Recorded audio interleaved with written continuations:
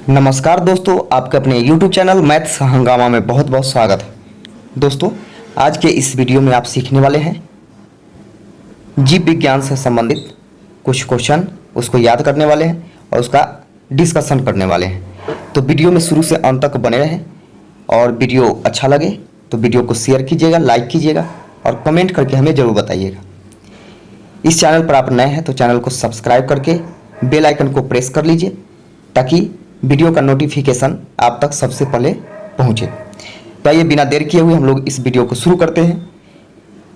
इसका जो first topic है बायो का, वह जीव विज्ञान की प्रमुख शाखाएं यानी मेजर ब्रांचेज ऑफ बायोलॉजी से संबंधित है। तो इसका हम लोग पहला क्वेश्चन देखते हैं। पहला क्वेश्चन देखिएगा कि पहला क्वेश्चन कहता है कि हेमेटोलॉजी का अध्ययन डैश डैश से संबंधित है। हेमेटोलॉजी का अध्ययन किससे संबंधित है? तो रक्त से संबंधित है। यानी हेमेटोलॉजी का अध्ययन जो होता है वह रक्त से संबंधित है। तो यहाँ पे देखिए इसका डिस्कशन हम लोग देखते हैं कि हेमेटोलॉजी का अध्ययन रक्त से संबंधित है। कुछ और भी दिया गया है। डेंड्रोलॉजी किसका अध्ययन है? तो वृक्षों एवं झाड़ियों का अध्ययन डेंड्रोलॉजी कहलाता है। टिश्यू कल्चर क्या है? तो कृत्रिम माध्यम से ऊतकों का संवर्धन किया जाता है टिश्यू कल्चर के अंतर्गत। वायरोलॉजी क्या है? तो विषाणुओं का अध्ययन को वायरोलॉजी कहा जाता है। अगला क्वेश्चन देखिएगा। अगला क्वेश्चन है कि मॉर्फोलॉजी क्या है? तो मॉर्फोलॉजी जो होता है वह जीव की आकृति, उसकी संरचना और विशिष्ट संरचनात्मक गुणों का अध्ययन करवाता है। जीव की आकृति, उसकी संरचना और विशिष्ट संरचनात्मक गुणों का अध्ययन किसके अंतर्गत किया जाता है? तो मॉर्फोलॉजी के अंतर्गत किया जाता है। तो आपका ऑप्शन नंबर सी सही आंसर हो जाएगा। इसका डिस्कशन देख लीजिए। तो अकार्यकी यानी मॉर्फोलॉजी, मॉर्फोलॉजी को क्या कहा जाता है? अकार्यकी भी बोला जाता है। जीव विज्ञान की एक शाखा है जिसके अंतर्गत किसी जीव की आकृति, उसकी संरचना और विशिष्ट संरचनात्मक गुणों का अध्ययन किया जाता है। अगला क्वेश्चन देखिएगा। अगला क्वेश्चन कहता है कि निम्नलिखित में से किसमें मनुष्य का अध्ययन होता है? यानी कौन से विज्ञान की शाखा के अंतर्गत मनुष्य का अध्ययन किया जाता है? तो एंथ्रोपोलॉजी के अंतर्गत मनुष्य का अध्ययन किया जाता है। ऑप्शन नंबर सी आपका सही आंसर हो जाएगा।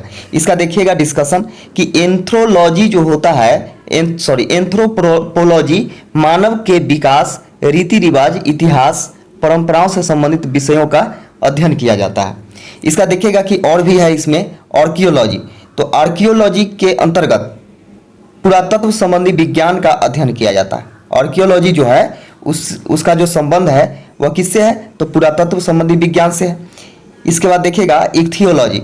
तो इक्थियोलॉजी जो होता है वह मछलियों के अध्ययन किया जाता है। यानी इक्थियोलॉजी के अंतर्गत मछलियों का अध्ययन किया जाता है। और एंड्रोलॉजी के अंतर्गत पुरुष स्वास्थ्य से संबंधित चिकित्सा विज्ञान का अध्ययन किया जाता है, यानी उसकी एक शाखा है। अगला क्वेश्चन देखिएगा कि जंतु विज्ञान की किस शाखा का मानव जाति के समाज शास्त्र के अध्ययन से गहरा संबंध है? तो इसका हो जाएगा एंथ्रोपोलॉजी। यानी एंथ्रोपोलॉजी के अंतर्गत जंतु विज्ञान की वह शाखा है जिसमें मानव जाति के समाज शास्त्र का अध्ययन किया जाता है।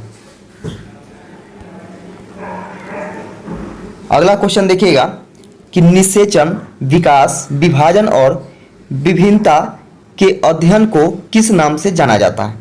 तो यह है भ्रूण विज्ञान। भ्रूण विज्ञान के अंतर्गत ही निषेचन, विकास, विभाजन और विभिन्नता के अध्ययन किया जाता है। अब यहाँ पे हम लोग देख लेते हैं, इसका कुछ डिस्कशन है कि निषेचन, विकास, विभाजन और विभिन्नता के अध्ययन को भ्रूण विज्ञान के नाम से जाना जाता है। इसका अर्थ है कि फिजियोलॉजी। तो फिजियोलॉजी क्या है?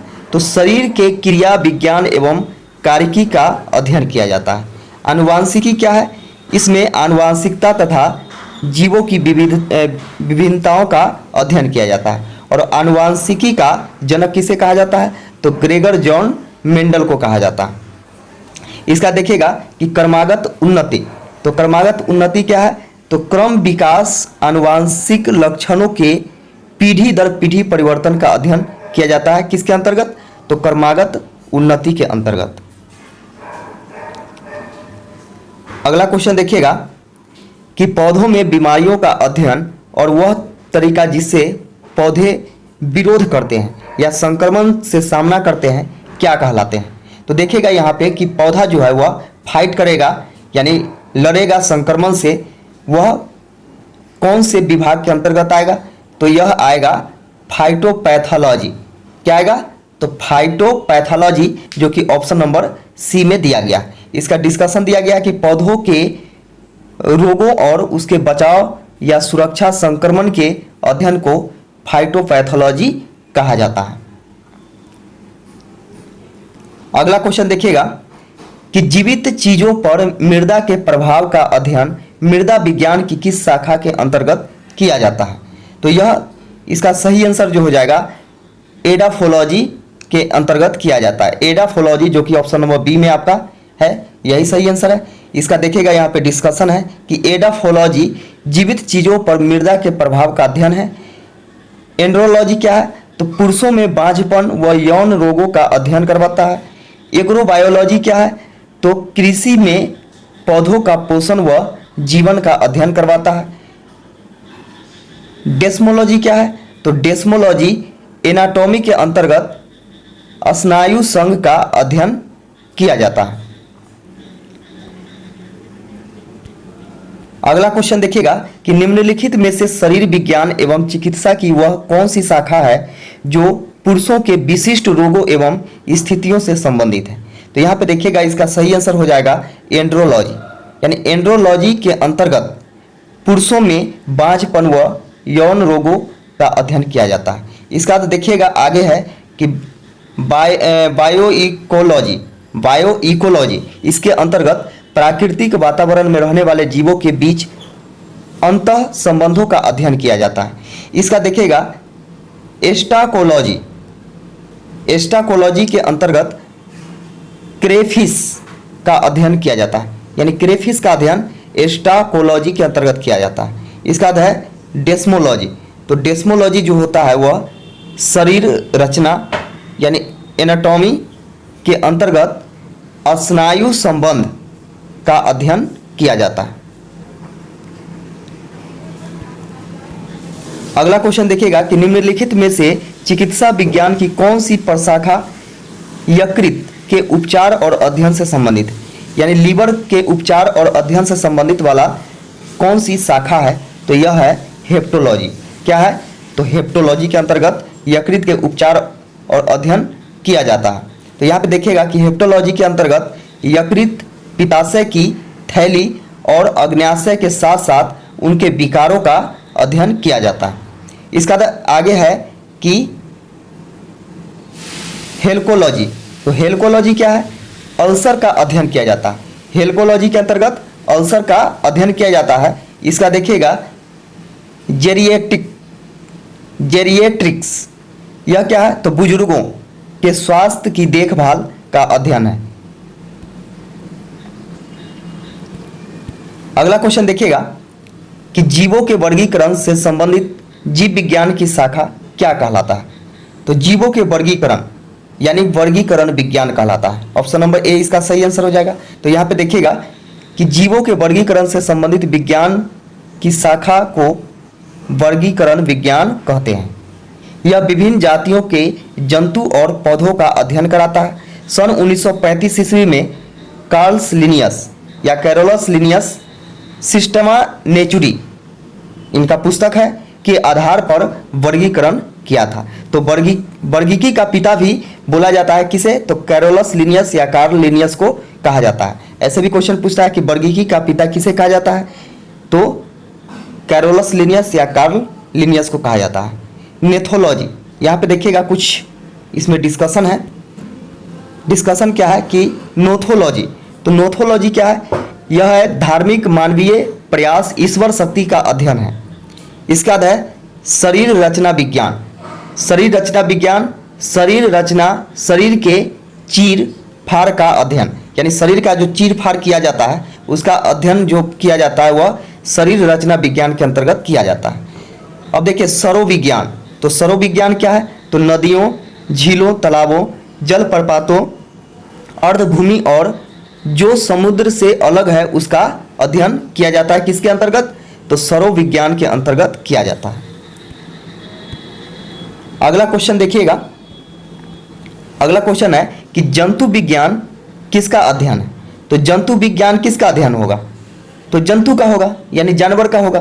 तो ऑप्शन नंबर डी आपका सही आंसर हो जाएगा। यानी जंतु विज्ञान जो है वह जानवरों का अध्ययन है, यानी जंतु का अध्ययन कराता है। अगला क्वेश्चन देखिएगा कि विज्ञान की एक शाखा जो जीवन या पृथ्वी से परे मौजूद जीवन की संभावनाओं से संबंधित है, उसको क्या कहा जाता है? तो उसको कहा जाता है एक्सोबायोलॉजी कहा जाता है। एक्सोबायोलॉजी कहा जाता है, जो कि आपका ऑप्शन नंबर बी है। अब यहाँ पे देखिएगा, इसके डिस्कशन के बारे में देखते हैं हम लोग।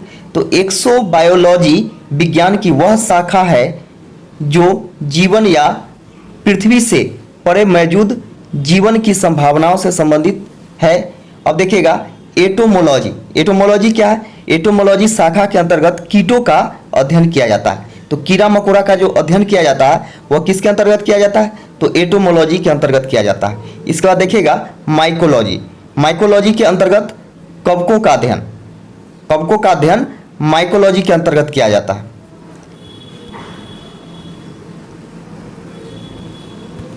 अगला क्वेश्चन देखिएगा कि डैश डैश तत्वों और मानव जैसी प्रजातियों जैसे कि बंदर, बानर, वनमानुष आदि के व्यवहार का अध्ययन किया जाता है। तो यह किसके अंतर्गत किया जाता है? तो यह है प्राइमेटोलॉजी।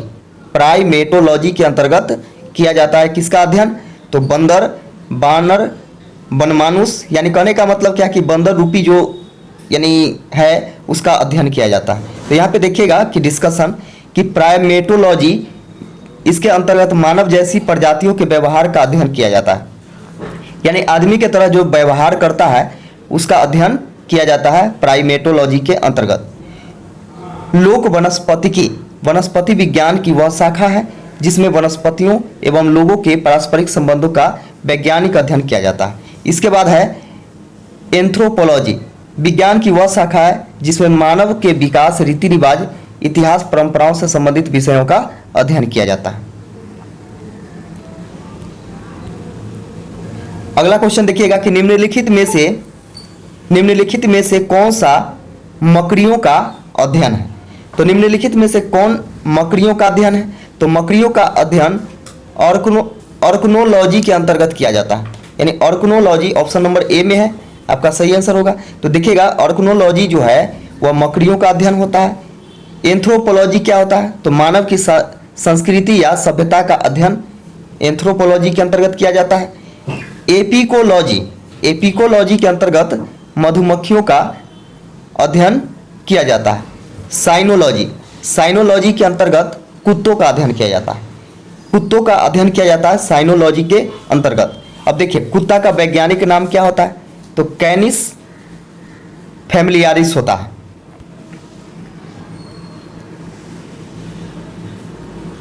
अगला क्वेश्चन देखिएगा कि सौरोलॉजी, सौरोलॉजी डैश डैश का अध्ययन है। किसका अध्ययन है?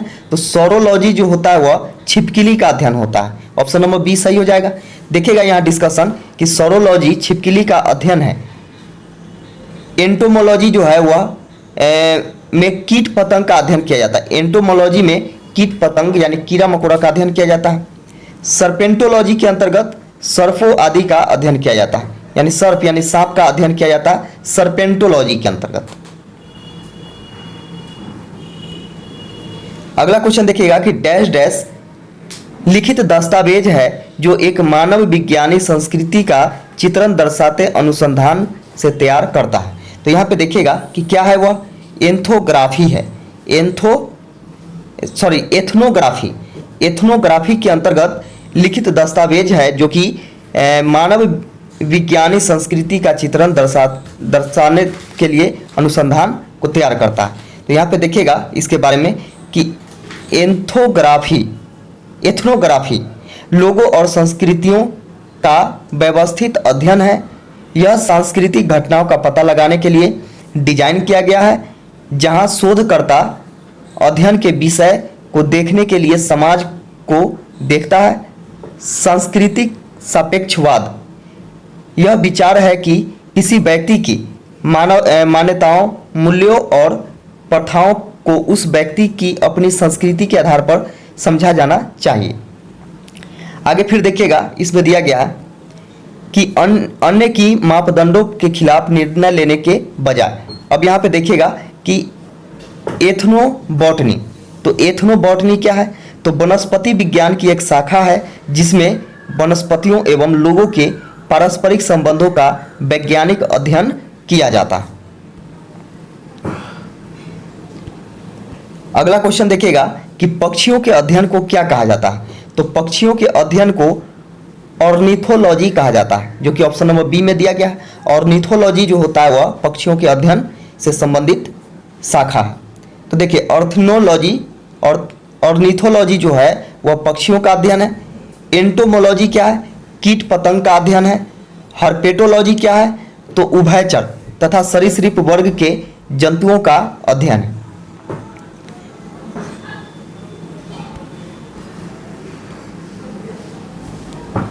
अगला क्वेश्चन देखिएगा कि प्राचीन काल के जानवरों, पौधों एवं अन्य जीवों के संरक्षित अवशेषों या चिन्हों के अध्ययन का विज्ञान क्या कहलाता है? तो इसका सही आंसर हो जाएगा जीवाश्म विज्ञान, यानी पैलियोटोलॉजी, यानी जीव विज्ञान को पैलियोटोलॉजी भी कहा जाता है। अब इसका हम लोग डिस्कशन थोड़ा सा देख लेते हैं। डिस्कशन में है कि प्राचीन काल के जानवरों, पौधों एवं अन्य जीवों के संरक्षित अवशेषों या चिन्हों का अध्ययन का विज्ञान जीवाश्म विज्ञान कहलाता है। नृविज्ञान, नृविज्ञान क्या है? तो मानव शास्त्र या मानव विज्ञान का अध्ययन वाला विज्ञान। पुरातत्व विज्ञान क्या है? तो मानव संस्कृति के विकास क्रम को समझने एवं उसकी व्याख्या करने का कार्य करता है पुरातत्व विज्ञान। पुरातत्व विज्ञान के अंतर्गत आप हिस्ट्री में भी पढ़े होंगे। औषधि विज्ञान, औषधि विज्ञान, औषधि से संबंधित क्या? जड़ी बूटी। तो जड़ी बूटियों का अध्ययन किया जाता है किसके अंतर्गत? तो औषधि विज्ञान के अंतर्गत किया जाता है। अगला क्वेश्चन देखिएगा कि पैलिएंटोलॉजी, पैलिएंटोलॉजी डैश डैश का अध्ययन से संबंधित है। तो पैलिएंटोलॉजी जो होता है वह क्या होता है? जीवाश्मों का अध्ययन किया जाता है पैलिएंटोलॉजी के अंतर्गत। अगला क्वेश्चन देखिएगा कि पादप विज्ञान में किसका अध्ययन किया जाता है? तो पादप विज्ञान में पौधा का अध्ययन किया जाता है। तो ऑप्शन नंबर बी आपका सही आंसर हो जाएगा। तो यहाँ पे देखिएगा इसका डिस्कशन कि पौधों का अध्ययन पादप विज्ञान के अंतर्गत किया जाता है। वनस्पति विज्ञान प्राचीन ग्रीक शब्द से लिया गया है। इसका अर्थ है चारागाह, घास या चारा। इसका देखिएगा अगला क्वेश्चन है कि ऑन्कोलॉजी, ऑन्कोलॉजी किस बीमारी के उपचार से जुड़ा हुआ है? तो ऑन्कोलॉजी जो है वह कैंसर के उपचार से जुड़ा हुआ है, यानी कैंसर की बीमारी के उपचार से जुड़ा हुआ है। तो ऑन्कोलॉजी किसका अध्ययन है? तो कैंसर के विज्ञान का अध्ययन है। अब यहाँ पे देखिएगा इसके बारे में कुछ डिस्कशन है। ऑन्कोलॉजी कैंसर से संबंधित चिकित्सा विज्ञान की एक शाखा है। कैंसर रोग में कोशिकाओं की अनियंत्रित वृद्धि होती है, इसे कॉर्क रोग भी कहते हैं। इसका देखिएगा अस्थि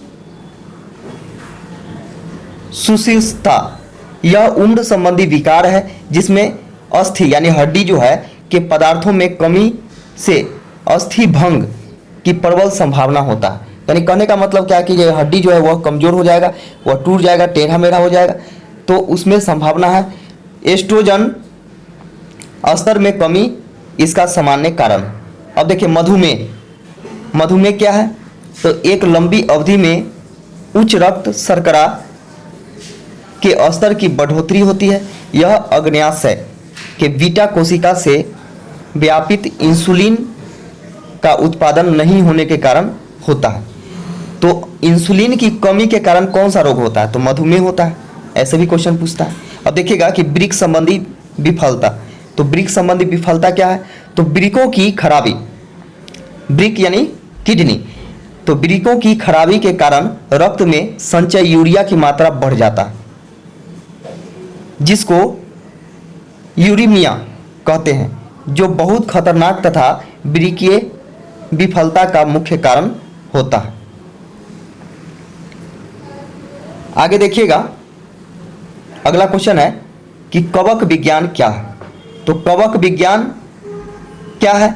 तो कवक विज्ञान एक कुकुरमुत्ता का अध्ययन, देखिए यहाँ पे किसका अध्ययन है? तो कुकुरमुत्ता का अध्ययन कवक विज्ञान के अंतर्गत किया जाता है।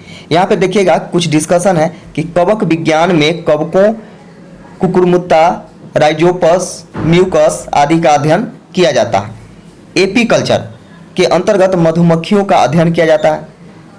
सोरोलॉजी के अंतर्गत छिपकलियों का अध्ययन किया जाता है। इक्थियोलॉजी के अंतर्गत मछलियों का अध्ययन किया जाता है। ऑर्निथोलॉजी के अंतर्गत पक्षियों का अध्ययन किया जाता है। अगला क्वेश्चन देखिएगा, माइकोलॉजी डैश डैश के अध्ययन से संबंधित। तो माइकोलॉजी किससे संबंधित है? तो कवक के विज्ञान से संबंधित, यानी कवक के अध्ययन वाला विज्ञान से संबंधित जो है वह माइकोलॉजी है। ऑप्शन नंबर बी आपका सही हो जाएगा। अगला क्वेश्चन देखिएगा कि ओनेरियोलॉजी, ओनेरियोलॉजी किसका अध्ययन है? तो ओनेरियोलॉजी जो है वह सपने का अध्ययन होता है, यानी सपने का अध्ययन को ओनेरियोलॉजी कहा जाता है। यहाँ पे देखिए डिस्कशन, ओनेरियोलॉजी सपनों का वैज्ञानिक अध्ययन है। वर्तमान शोध में मस्तिष्क के कार्यों के बारे में सपने देखने और वर्तमान ज्ञान के बीच असहबंध स्थापित करने के प्रयास किए जाते हैं। अगला क्वेश्चन देखिएगा कि सेरीकल्चर, सेरीकल्चर किससे संबंधित है? तो सेरीकल्चर जो है वह आपका रेशम के कीड़ों का पालन से संबंधित है। ऑप्शन नंबर सी आपका सही आंसर हो जाएगा।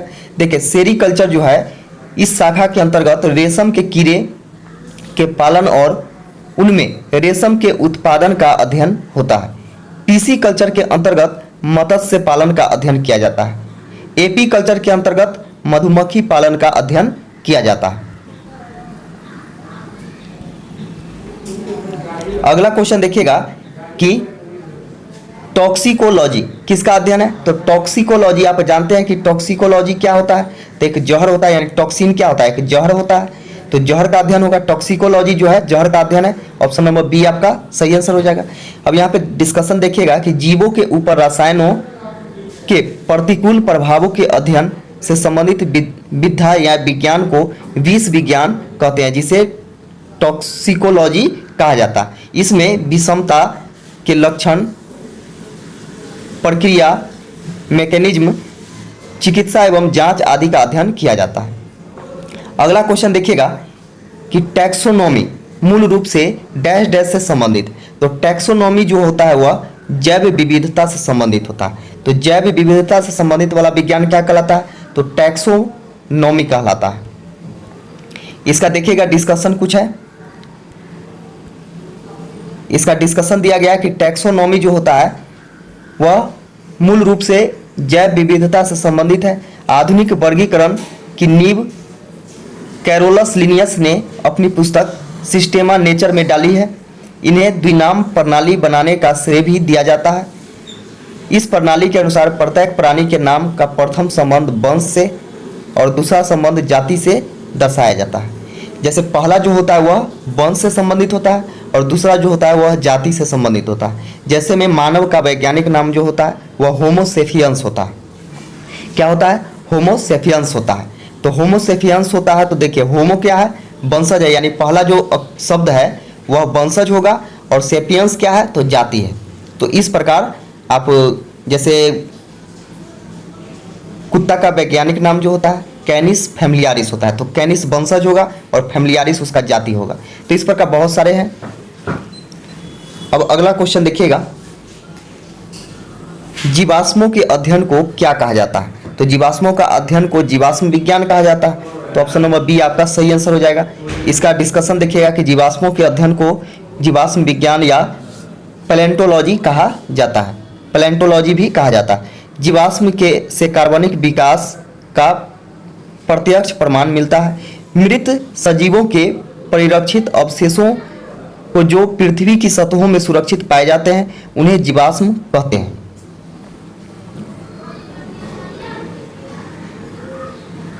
इसके बाद देखिएगा कि अगला क्वेश्चन है आपका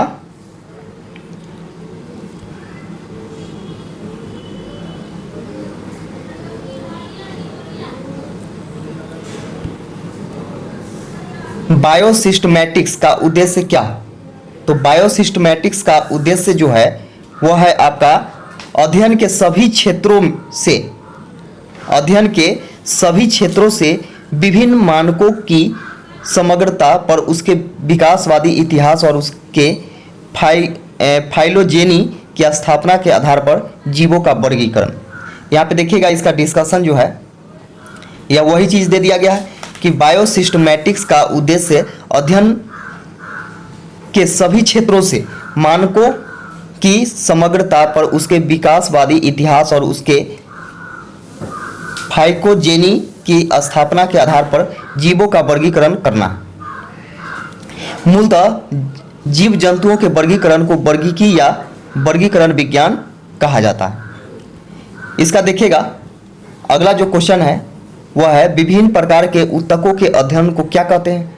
तो ऊतकों का अध्ययन को कहा जाता है ऊतक विज्ञान। ऊतक विज्ञान के अंतर्गत ऊतकों का अध्ययन किया जाता है। इस वीडियो का लास्ट क्वेश्चन देखिएगा कि जानवरों के उनके पर्यावरण के साथ संबंध के अध्ययन को क्या कहा जाता है। तो इसको कहा जाता है इकोलॉजी। इकोलॉजी के अंतर्गत क्या किया जाता है कि जानवरों के उनके पर्यावरण के साथ संबंधों का अध्ययन किया जाता है। तो यह वीडियो आपको कैसा लगा कमेंट करके हमें जरूर बताइएगा। वीडियो देखने के लिए आप सभी को बहुत बहुत